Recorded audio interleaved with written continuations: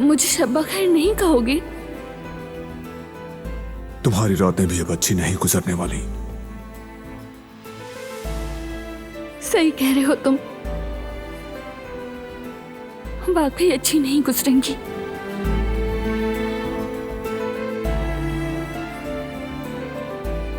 मुझे माफ कर दो बारान। मैं जानती हूँ मैंने जो कुछ भी कहा वो तुम्हारे दिल को तकलीफ पहुंचा रहा है। तुम ये नहीं जान सकते, लेकिन मैं ये सब कुछ तुम्हें बचाने के लिए कर रही हूँ। मैं नहीं चाहती कि ये सब हो। तुम्हारे साथ जिंदगी गुजारना चाहती थी, मगर मैं इस खौफ से दूर ना जा सकी। तुम्हारे साथ रहते हुए मैं इस नफरत को अपने अंदर बर्दाश्त करती रहूंगी। मैं तुम्हारी तकलीफ को कैसे सह पाऊंगी? बस मुझे ये जानने दो कि तुम्हारा दिल